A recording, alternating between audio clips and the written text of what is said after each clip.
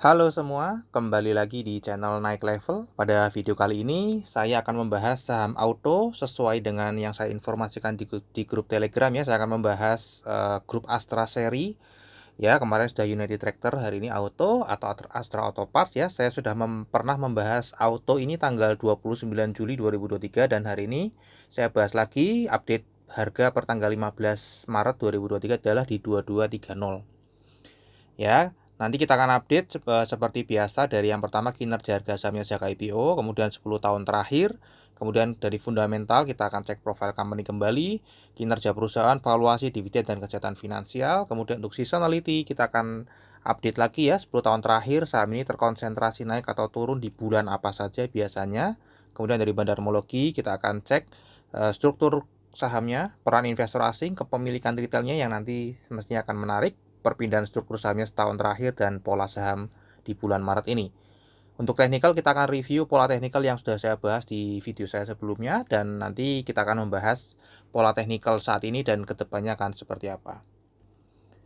Oke, ini listing di bursa tahun 98 ya, stock split 1 kali. Jadi kalau teman-teman pegang sahamnya sejak IPO dan hari ini tidak diapa-apakan, tidak ikut right issue dan segala macam, itu teman-teman sudah floating profit 1800% ya, belum termasuk dividen. Untuk harganya, kinerja harga sahamnya selama 10 tahun terakhir, kita lihat ya, untuk 10 tahun terakhir justru malah sedang negatif ya. 6 bulan masih negatif, namun kalau 5 tahun belakangan ini lagi naik teman-teman ya, lagi naik ya, berfluktuatif. Untuk tahun 2024 sendiri sudah minus 5,51%. Harga tertingginya setahun terakhir pernah di 3620 dan terendahnya pernah di 1580 ya. Jadi untuk harga saat ini sedikit rada beda ya antara RTI dan Stockbit ya, harga terendah setahun terakhirnya ya. Ini sedikit ada di bawah teman-teman ya. Oke, untuk profil company-nya ini webnya salah ya. Untuk dari IDX saya kasih yang betul, itu astraautoparts.com ya. Bidang usahanya otomotif dan komponen atau subindustrinya suku cadang otomotif. Nah, ini teman-teman ya, merupakan salah satu bagian dari grup Astra ya, di mana grup Astra ini ada beberapa lini usaha ya. Salah satunya adalah otomotif, dan di otomotif ini ada roda 2, roda 4, kemudian ada komponennya teman-teman ya. Ada manufaktur ya, ada 4 divisi juga, ada 45 perusahaan ya. Ada manufaktur dan perdagangan. Ya, pemegang sahamnya 80% Astra International, 20% publik. Ya, jadi seperti yang saya bahas di Telegram, isu otomotif ya, itu hanya sebagian kecil ya daripada grup Astra ya. Yang ini aja nih ya, Astra Motor 2 dan Astra Motor 3 ya. Yang ini tidak termasuk teman-teman ya, karena dia komponen ya. Oke, kemudian ini teman-teman ya, Astra Auto Parts ini grup perusahaan komponen otomotif terbesar ya dan terkemuka di Indonesia yang memproduksi dan mendistribusikan beraneka ragam suku cadang kendaraan bermotor roda 2 dan roda 4. Dia punya 49 perusahaan manufaktur ya, dengan pelanggannya ya mestinya kita sudah tahu semua. Mitra bisnisnya juga, ini merek-mereknya, dan dia juga ada distribusi ke kurang lebih 15.000 toko retail, dan ada ekspor juga ya, ada pabrik juga di luar negeri ya. Ini portofolio produknya saya sudah sebutkan juga ya, mobil, terus ada truk, kemudian ada motor ya. Oke, ini bisnisnya tadi ada buah, manufaktur ya, dan perdagangan ya. Untuk manufakturnya ya ini dia pabrikan otomotif, kemudian ada suku cadang juga ya. Kemudian untuk bisnis perdagangan ini dia ada juga distribusi ya ke dealer-dealer penjualan di kantor penjualannya dia, dan ada dealer utamanya juga. Kemudian ada spare part ya, shop and drive, kemudian ada ekspor juga teman-teman ya, internasional. Oke, nah ini adalah perkembangannya Astra ya teman-teman ya. Terakhir sudah saya sebutkan juga di video terakhir, ada Astra Auto Shop ya, ini baru. Kemudian ada Astra Auto Service, ini pengembangan bisnisnya teman-teman ya. Dan ada Astra Auto Power, di mana ini yang sudah mulai mengembangkan ke EV charging station ya. Jadi ini sudah mulai memasuki ke EV juga untuk auto. Nah, kalau kita lihat dari laporan keuangan tutup tahun 2023 ya, untuk segmennya tadi untuk trading perdagangan itu 2,8 triliun dan paling banyak itu memang manufakturnya teman-teman ya, karena pabriknya memang banyak, ada 50 berapa ya, 55 kalau nggak salah di Indonesia. Ya, ada 8 triliun ya dari manufaktur. Nah, kalau kita cek total pendapatannya sejak 2008 ini naik terus teman-teman ya, naik terus. Untuk laba bersihnya ini juga tertinggi. Jadi kinerja tutup tahun 2023 adalah kinerja tertingginya, baik secara pendapatan maupun secara laba bersih teman-teman ya. Jadi ini performance tertingginya ya. Kalau kita lihat secara struktur pendapatan ini juga kalau kita lihat ya sempat turun, namun ini sudah kembali bahkan di tahun 2023 di atas tahun 2013. Ini tertinggi teman-teman ya performance. Ya tadi pendapatannya sebenarnya tidak naik jauh dari 2003 ke 2022 ya. Ini naiknya sebenarnya tipis ya, namun karena secara struktur pendapatannya naik ya, jadi labanya bersihnya cukup naik. Dan ini ada sesuatu yang unik teman-teman ya, di mana ternyata laba usahanya lebih kecil dibandingkan laba bersihnya. Ya ini ya, garis yang warna kuning ini lebih tinggi, biasanya lebih tinggi dibandingkan garis yang warna abu-abu. Artinya ada pendapatan di luar operasionalnya dia yang mengkontribusi kenaikan laba bersih ya. Nah, kita cek ya di sini teman-teman ya. Kalau kita lihat total pendapatannya ini ya naik tipis, flat lah ya. Kalau di bawah 1% ini flat aja. Kalau kita lihat beban pokok penjualannya bagus ya, justru malah turun ya, di saat ininya naik 0,4%, beban pokok penjualannya malah turun sehingga laba kotornya naik cukup tinggi. Ya, untuk beban usahanya ini naik 9,2%, laba usahanya naik 24,2%. Dan ini teman-teman ya, di sini bedanya laporan keuangan dan laporan rangkuman di Stockbit ya, kemarin ada yang nanya ya. Itu adalah kalau di Stockbit itu sudah dipisah seperti ini ya, jadi kita bisa memilah ya teman-teman ya, mana yang pendapatan operasional dan di luar operasional. Ya, nanti kita akan bandingkan. Ini adalah penghasilan dan beban lain-lainnya ini selalu positif teman-teman ya, dan ini bertambah banyak di tahun 2023. Jadi ini mengkontribusi kenaikan laba bersih ya. Kalau secara operasionalnya naik memang ya, laba kotor naik, laba usahanya naik ya 24,2%. Namun karena ada penghasilan lain-lain sehingga laba bersihnya naiknya jauh lebih tinggi dibandingkan laba usaha. Nah, kita lihat komponen apa saja yang ini kalau di LK-nya aslinya seperti ini ya. Kalau di LK asli kita nggak bisa membedakan ya, teman-teman ya. Pendapatan bersih, beban pokok ini laba bruto ya, sama. Nah, di sini teman-teman ya. Di sini ada dua yang di take out ya. Kalau di Stockbit itu take out, yaitu bagian atas laba bersih entitas asosiasi ya. Karena ini kan dianggapnya ini bukan operasionalnya auto gitu ya. Karena ini dari entitas asosiasi dan ventura bersama ya. Ini kemudian ada penghasilan keuangan di mana auto ini juga cukup tinggi teman-teman ya, ada 155 miliar ya. Penghasilan keuangannya. Kalau saya cek kenapa bisa besar seperti ini, dia memiliki kas itu 2,7 triliun per 2023 ya, akhir tahun 2023, dan 2,4 triliunnya itu berupa deposito. Jadi bunganya cukup tinggi setahun terakhir ya, 150 naik teman-teman ya. Nah, ini di take out. Jadi kalau di take out maka menjadi laba usahanya itu hanya sebenarnya 1,1 triliun saja. Ya. Nah, kemudian ditambahkan tadi ini sama ini bagian atas laba bersih entitas asosiasi plus ini jadi 2,3 ya. Terus dipotong pajak jadi 2 triliun teman-teman ya. Jadi kira-kira seperti itu ya, kenapa saya menggunakan 2. Ya, karena kalau di Stockbit itu sudah dipisah ya, jadi kita lebih mudah membacanya karena strukturnya sama terus setiap perusahaan. Oke, kemudian kalau kita cek secara valuasinya, kita lihat ya, saat ini ada di 0,81, jadi ini PBV-nya masih di bawah 1, meskipun tadi kinerjanya ini all time high ya 2023 ya. All time high di mana rata-ratanya 0,88, jadi ini ya mepet-mepet lah ya, mepet-mepet di rata-ratanya, dan rata-ratanya pun masih di bawah 1 teman-teman ya, di bawah 1. Kemudian untuk secara pairnya, nah ini pairnya memang ada anomali karena tahun 2020 memang ada tadi labanya 0 ya teman-teman ya. Jadi dia cukup tinggi pairnya ya. Nah, kita lihatnya di lewat earning yield aja supaya lebih enak ya. Ini 2020 0 teman-teman ya. Earning yield-nya 0. Nah, kita lihat ya.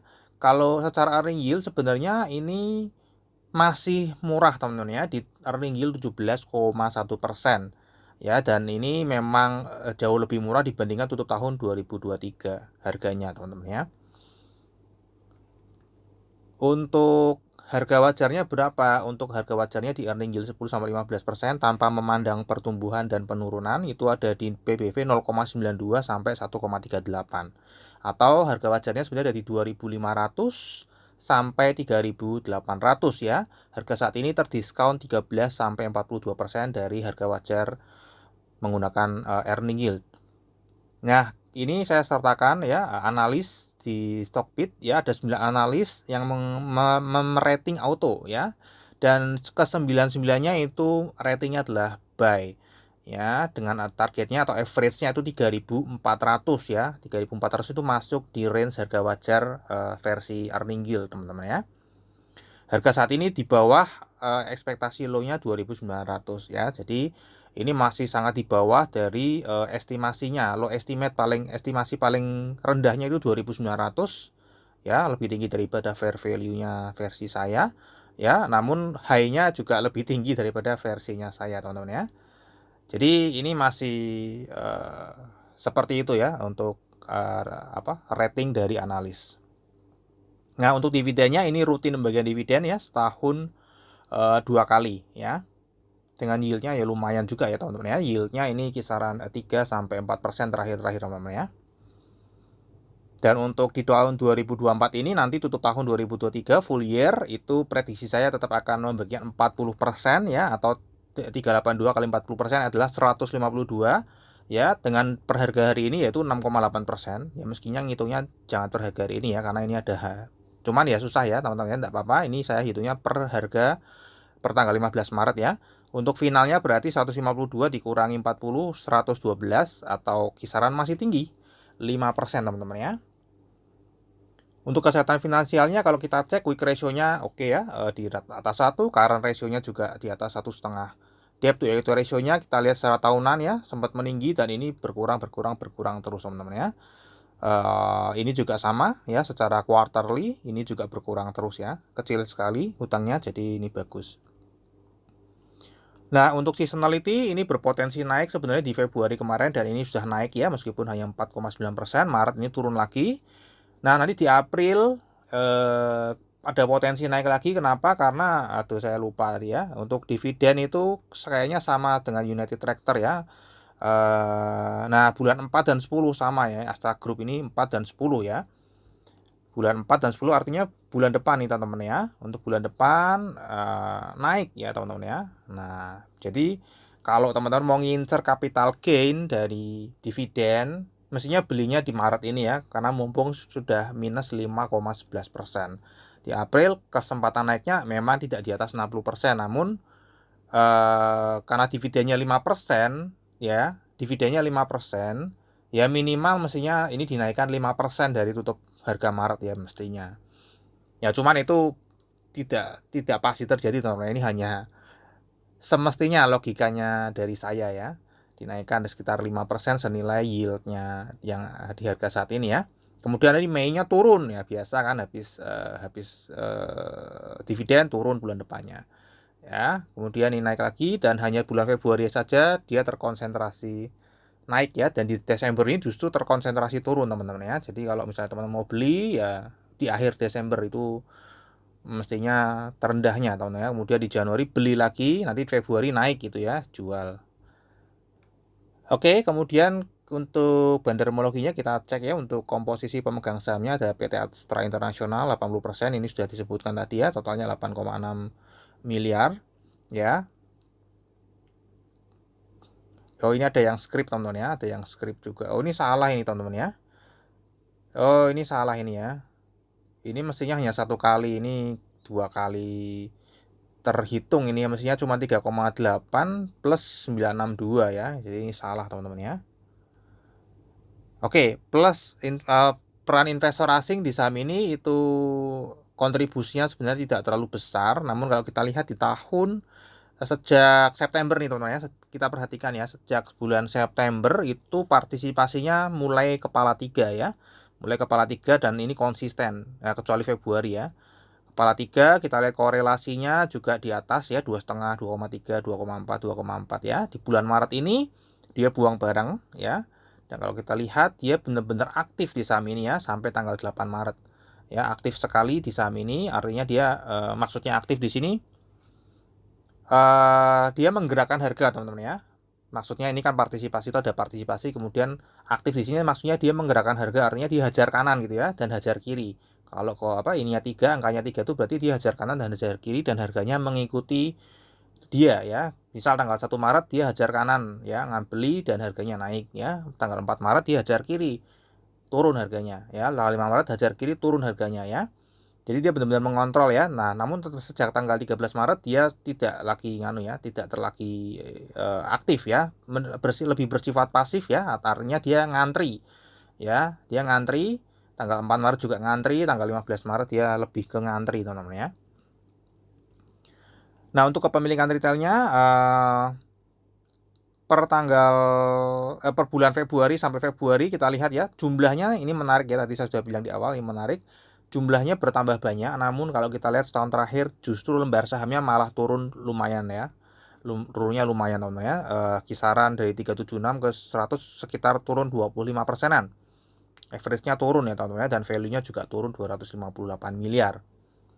Ya, jadi banyak investor kecil-kecil yang baru masuk, namun ada investor retail lokal yang pegang besar-besar, itu kisaran 64 jutaan itu keluar ya per orangnya. Ya, kemudian dari Januari ke Februari ini baru mulai naik lagi teman-teman ya. Ini naik lagi. Jadi ini Februari ke Februari ini jadi dari Februari ke Februari ini sebenarnya ini impas di Januari teman-teman ya. Di Januari ini impas teman-teman ya. Kita lihat dari 3995 itu di atas 90% penambahannya gara-gara dari Januari ke Februari. Ya, dan ini namun ya penambahan ini tidak terlalu besar ya, hanya per investor 7,8 juta ya, nggak terlalu besar. Untuk perpindahan sahamnya selama setahun terakhir kita lihat ya, kalau kita lihat dari sini garisnya, ini lebih ya ini mirip-mirip lah ya. Garisnya awalnya di sini ya, hijau, garis hijaunya di sini, kemudian di sini lagi ya. Jadi memang jadi netral di sini ya, impas ya, dia beli buang lagi, jadi kayak impas ya, seolah-olah di sini banda detektornya nih impas teman-teman ya. Kalau kita lihat secara broker summary ini juga sebenarnya lebih dominan, lebih dominan yang beli ya, 2 lebih dominan yang jual, dominan yang beli ya. Jadi ini kalau di sini memang kelihatan netral aja teman-teman ya, dari garis maupun ini. Namun kita lihat lebih detail lagi apa yang terjadi ya. Di sini ya teman-teman kita lihat ya. Ya ini salah teman-teman, ini bukan 8,6 tadi ya. Tadi saya melihatnya memang dari RTI, dia salah ya, ada kedabelan. Mestinya enggak ini ya, enggak 8,6 jumlahnya ya, dia ada kedabelan. Oke, totalnya dari yang floating, namun ini data yang di atas ini benar ya, ini benar, cuman ini aja prosentasenya yang salah. Ya, data yang ini semuanya valid ya, betul, tidak ada yang salah. Nah, kalau kita lihat ya teman-teman ya, pemegang terbesar di bulan Februari itu adalah investor retail lokal ya, dari yang floating tadi 962 ini yang adalah investor retail lokal. Ya, yang kedua adalah investor perusahaan asing ya, ada perusahaan asing ya. Jadi dua ini sangat mendominasi ya. Kita lihat dari dua yang besar ini apa yang terjadi di setahun terakhir ya. Nah, dua-duanya ini sama-sama distribusi teman-teman ya. Ya, jadi sama-sama distribusi. Namun yang paling besar itu adalah investor retail lokal ya. Ya, ini jadi yang terbesar, sekarang jadi yang terbesar kedua ya. Dulu yang terbesar, ini distribusi, lokal corporate juga distribusi. Lokal corporate, foreign corporate juga distribusi. Nah, kalau ada pemain besar ini yang distribusi, yang nampung bukan investor retail, namun bahkan investor retail juga malah jualan. Kita lihat siapa yang menampung, ternyata uang besar lainnya. Jadi ini pemain baru teman-teman ya. Ada Local Insurance ya, yang dulunya cuma 0,14, sekarang sudah 6,03% ya. Kemudian reksadana lokal ini sebenarnya beli, cuman dia juga taking profit nih ya. Cuman secara overall setahun masih plus surplus 14,6 juta. Ya, jadi ini ya secara overall masih akumulasi, cuman kita lihat ya, satu semester terakhir dia sudah buang barang. Ya, kemudian yang terbesar kedua, dana pensiun asing ya, ini dari 0,67 naik ke 3,6. Kemudian reksadana asing. Nah, ini harapannya yang menguasai ini teman-teman. Ini kalau masuk terus bagus ya. Reksadana asing ya, dia masuk ya. 24 juta. Kemudian ada foreign others juga, ini mendominasi teman-teman ya.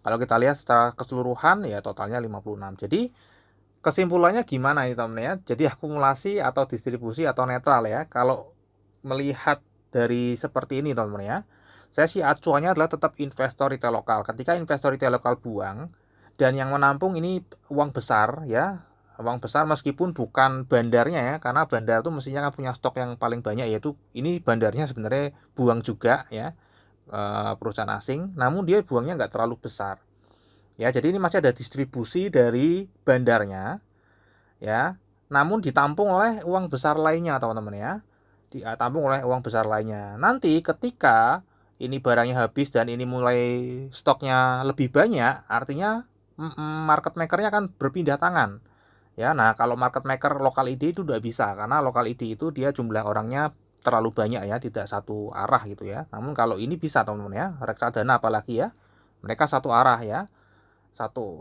segelintir orang yang megang uang besar. Kalau ini kan banyak orang, uangnya kecil-kecil ya. Ya, jadi saya simpulkan ini sedang terjadi akumulasi teman ya. Meskipun ini akumulasi dari orang baru, pemain baru, namun ini kompak ya. Reksadana asing, local insurance ya. Saya simpulkannya akumulasi teman-teman, terserah kalau misalnya mau menyimpulkan netral atau distribusi. Ya, karena investor retail lokalnya juga sedang buang barang. Dan untuk Januari ke Februari ini masih terjadi investor retail lokal ini malah justru beli tadi ya dari Februari. Namun kalau kita lihat ini local insurance ternyata juga mulai buang barang nih teman-teman ya, dari Januari ke Februari. Yang beli masih paling tinggi lokal ID. Ini lokal ID buyback di bawah teman-teman ya, di sini ya. Ini dia buang barang, dia mulai buyback di sini, namun masih kecil-kecil jumlahnya ya. Nah, kita perhatikan foreign CP-nya membeli ya. Ini jadi foreign CP mulai membeli teman-teman ya, mulai membeli lagi. Jadi tetap saya putuskan itu ada akumulasi. Dan untuk di bulan Maret ini 1 sampai 15 kita lihat ya, kalau ini clear ya, ini buang barang, ini distribusi, dan kalau dari broker summary ini terlihat jelas ini sedang distribusi. Apalagi broker XL dan XC ini salah satu acuan ya, investor retail pada masuk ya. Di sini itu pada membeli, jadi ini memang sedang distribusi ya untuk bulan Maret ini. Untuk pola teknikal ya, di video saya sebelumnya ini sedang uptrend ya, saya memprediksi dia akan turun naik sampai 3.500 ya pada tanggal 29 Juli. Kemudian ini adalah di sini 29 Julinya teman-teman ya, saya prediksi turun, kemudian dia naik turun, tapi ini langsung bablas naik ya sampai ke 3.500 lebih sedikit, kemudian dia turun dan dia mantul ke 3.300 ya. Ya di sini ya. Nah, kira-kira ya enggak 100% tepat ya, karena sulit kalau 100% tepat. Nah, setelah itu dia justru malah downtrend ya. Justru malah downtrend karena tadi lokal corporate-nya jual barang dan investor retail lokal mungkin banyak yang taking profit ya, karena sudah menunggu lama di sini taking profit ya. Nah, kira-kira arah harga sahamnya ke depan akan seperti apa? Ini sebenarnya tergantung dari pergerakan tadi ya, supply and demand yang dari bandarmologi. Namun kalau kita lihat grafiknya ini sebenarnya sedang downtrend ya, downtrend. Nah, ini tinggal tunggu apakah dia akan tembus ke bawah lagi atau justru tidak. Kalau dia ranging di sini ya, kalau dia ranging di sini ini susah ya kalau menjelaskan cuma satu kali, karena ini harus berkesinambungan. Kalau berdasarkan data saat ini saja ya, kemudian dia akan ranging teman-teman, dia akan nggak akan turun lagi, dia akan ranging di sini. Nah, dia akan ranging di sini karena apa? Kalau diturunkan lagi harganya, maka investor retail lokal akan bertambah banyak masuk ya. Nah, biasanya investor retail lokal kalau sudah masuk, karena tadi ada yang akumulasi juga, ya di stop turunnya ya. Mulai berebut di sini investor retail lokal dan tadi pemain baru yang masuk, ya. Dia akan ranging di sini dulu teman-teman ya. Nanti selanjutnya harus melihat dulu apakah investor retail lokalnya bertambah agresif atau justru malah melepas ya, atau tidak tahan melepas barangnya karena sideways terus. Ya, jadi mungkin akan di sini-sini terus teman-teman ya. Ya, sementara saya prediksinya itu dulu karena ini harus ngelihat data berikutnya ya. Saya nggak bisa secara terus-menerus ke depan itu ya. Untuk secara data saat ini ya mungkin dia akan ranging aja di sini ya. Kalau secara teknikal sebenarnya kalau dia bisa jebol dari ini 2230 ke bawah ya dia akan melanjutkan penurunannya. Mungkin rangingnya akan di bawah sini ya saat teknikal. Oke, itu aja teman-teman ya. Kita akan masuk ke risamnya, ini sudah terlalu lama. Untuk fundamentalnya kinerja jangka panjangnya naik, kinerja jangka pendeknya flat ya, full year 2023. Naik tipis sekali di bawah 1%. Valuasi masih murah, rutin bagi dividen dengan forecastnya 5%. Untuk seasonality berpotensi naik di atas 60% di bulan Februari, dan untuk Bandar Moloki tadi saya putuskan ada akumulasi ya, meskipun itu pemain baru. Tanggal 1 sampai 15 Maret 2024 ini masih clear ada distribusi ya, investor retail lokal mulai buyback di bawah ya dengan jumlah yang cukup banyak tadi secara investor, dan technical sedang downtrend, namun prediksi saya tidak akan melanjutkan downtrendnya namun akan mulai sideways karena investor retail lokal mulai masuk teman-teman ya. Oke, terakhir disclaimer teman-teman ya. Jadi analisa yang saya bagikan di YouTube ini adalah analisa saya pribadi yang tentu saja juga bisa salah. Ini bukan ajakan jual atau beli saham auto ya. Silakan teman-teman tetap wajib melakukan analisa sendiri. Ini jadikan video saya ini hanya sebagai second opinion. Jika analisa saya mendukung analisanya teman-teman ya silakan ambil keputusan investasi. Namun jika analisa saya kontra dengan analisa teman-teman ya mungkin bisa dipertimbangkan lagi atau dianalisa ulang untuk lebih memantapkan diri sebelum mengambil keputusan investasi. Oke, sampai di sini dulu aja analisa saham auto ya. Semoga bisa bermanfaat. Kita akan ketemu lagi di video yang berikutnya.